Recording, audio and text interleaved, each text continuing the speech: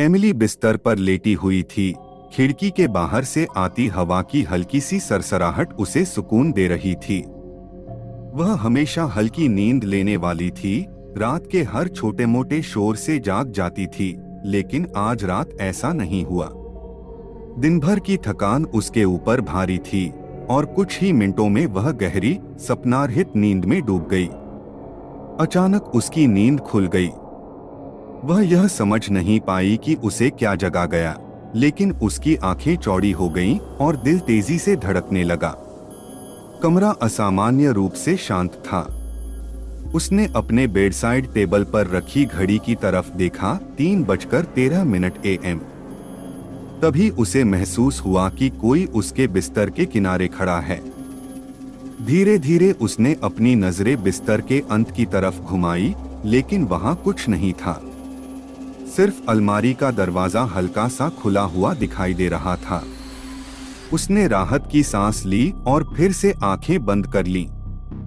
लेकिन जैसे ही उसने वापस तकिए में सिर रखा, अलमारी से हल्की सी चरमराहट की आवाज आई। वह पूरी तरह से ठिठक गई। उसकी सांसें तेज हो गईं। दरवाजा धीरे धीरे और खुलने लगा। उसकी नजरें दरवाजे पर जमी थीं। हल्की सी दरार से उसने एक छाया को देखा। पहले उसे लगा कि यह अलमारी में टंगे कपड़े होंगे, लेकिन वह छाया हिलने लगी, कुछ अजीब तरह से। तभी एक फुसफुसाती आवाज आई, बहुत धीमी, जैसे किसी ने उसका नाम पुकारा हो, एमिली। उसकी आंखें एकदम चौड़ी हो गईं, लेकिन उसने हिलने की हिम्मत नहीं की। उसका शरीर जैसे जड़ हो गया। डर उसकी सांसों को घोंट रहा था। एमिली। आवाज अब और भी साफ थी और करीब लग रही थी। उसे नहीं पता था कि यह आवाज उसके दिमाग में थी या अलमारी से आ रही थी, लेकिन उसने देखने की हिम्मत नहीं की।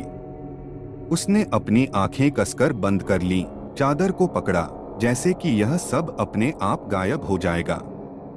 तभी एक जोरदार चरमराहट के साथ अलमारी का दरवाजा पूरी तरह खुल गया।